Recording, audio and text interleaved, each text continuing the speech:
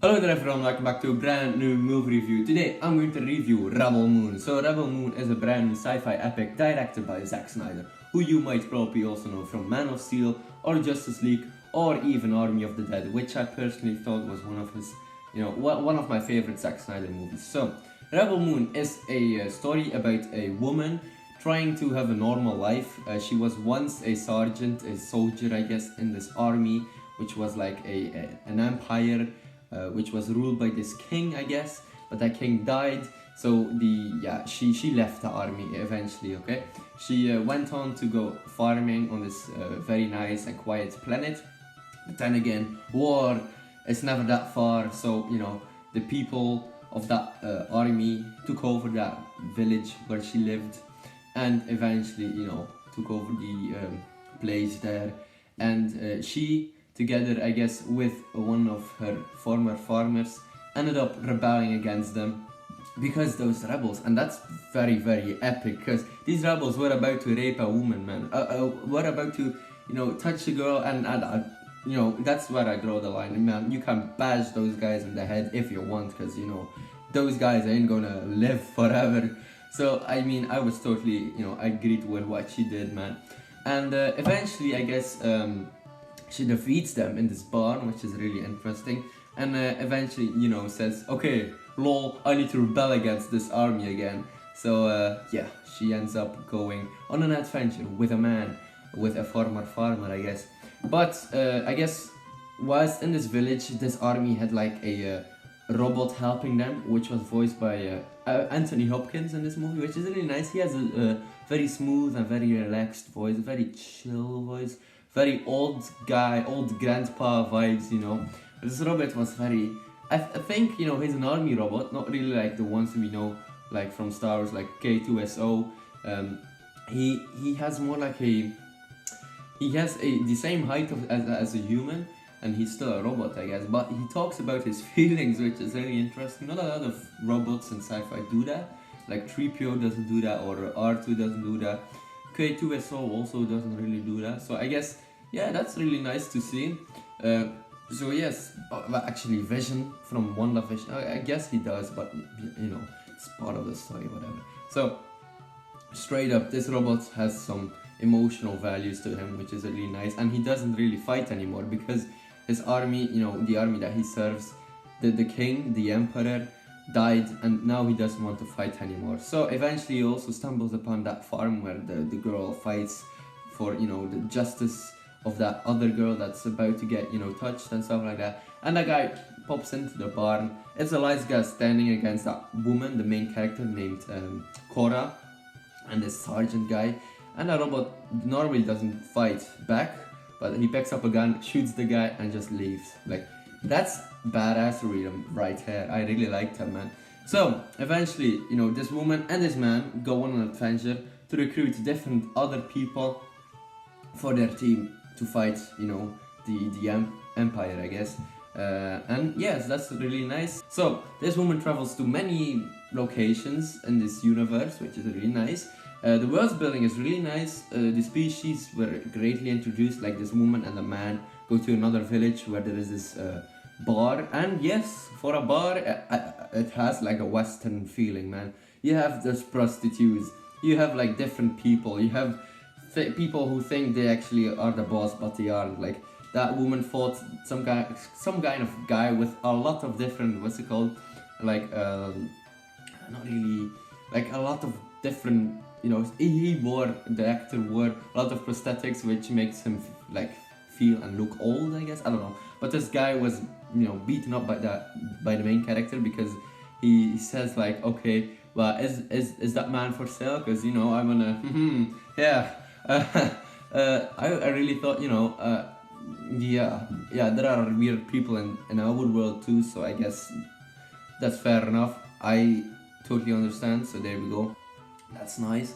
So yeah, eventually they end up fighting, they end up meeting a guy called Kai, which is the Scottish Irish guy. I'm not quite sure. I thought like his accent was Scottish, which I really liked. Hey, that was nice. Scotland forever.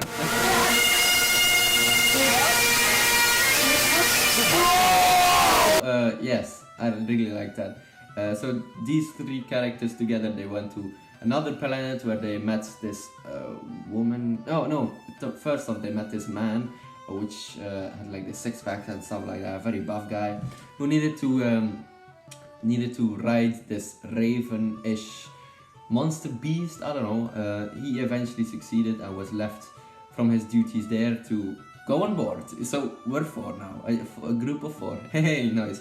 So together those four people went to a planet where they met this woman with like katanas, really cool, like robotic hands. Fantastic. And then again we see this great, alien introduction, this spider woman, like literally and figuratively, and I really like that, man. Science fiction needs to combine reality and make it something cool. Like Zack Snyder has this spider, and this alien had a great motive, man. She took over, like she picked other kids from different families in that city to make her own, like that the children, she kept the children for her own because her eggs won't get grown up, I guess. Those spiders and those little eggs won't grow up because of the the climate, whatever, where she lives doesn't really work anymore. So she takes other kids and says those are mine now. So I guess too bad for other families, right? Anyway, yeah, the spider gets defeated by this katana woman, obviously, badassery, right? But really great alien. And then together they go and fight the Empire a bit, I guess. I don't know, they get enchained by a traitor, I guess. Kaya is a traitor, the Scottish lad, man. So he betrays the group and, okay, there is another character which is this under commander who also played in Guardians of the Galaxy movies. Can't really remember their names, but some of them I do, some of them I don't really, a lot of characters, man.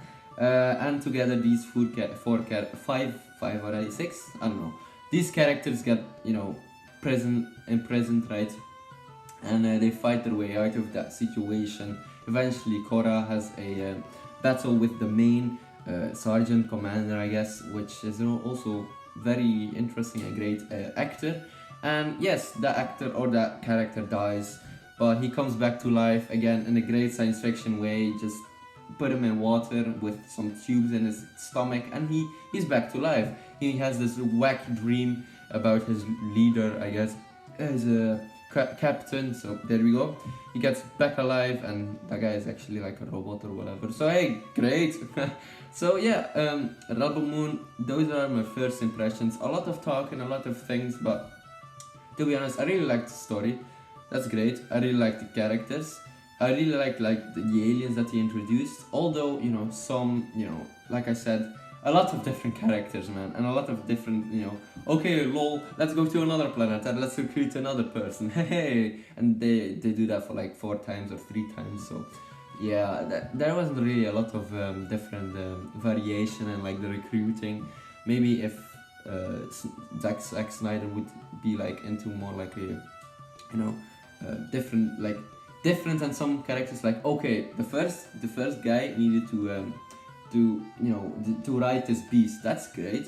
The second was actually this woman who needed to defeat the spider. Okay, great. But like the third one, they kind of found him on the street. He was kind of drunk and we're like, oh, it's sick. Let's take him. So I guess, yeah, maybe if those characters had each significant part that they did, like maybe one is like a technology guy, one is like a great fighter, one is like, I don't know, the wacky, funny troublemaker. I don't know, all these characters seem kind of like, we can fight, yes. And yeah, eventually at the end of the line, that is their goal, I guess, to fight the Empire. And yeah, but I have to say, Rebel Moon really, was really interesting. I really liked the science fiction, theme, I guess, which I really liked, and I really enjoyed watching it. So there we go, that's it. There's going to be part 2, which is called the Scar Giver, right? So the first one was called Rebel Moon, whatever. I don't know, can't remember the first title of it, but the second part is going to be called Scar Giver. So that's also the nickname for Korra here, the main character. Yeah, a lot of different scenes. Like Zack Snyder uses a lot of slow motion in his movies. Yeah, there we go. Like the time that they fought that in a bar, that was also interesting. Like with a few slow motion scenes to make it dramatical. Yeah, I really like that. Some were like, okay, you know, when the guy, when the third recruited, no, the fourth recruited guy jumped onto that beast, where you know, I think that was a great slow motion scene too. Yeah, I really liked this movie. It was great and it was enjoyable. So alright, ladies and gentlemen, hopefully you enjoyed this video. Don't forget to like and subscribe, and I will see you later. Goodbye everyone.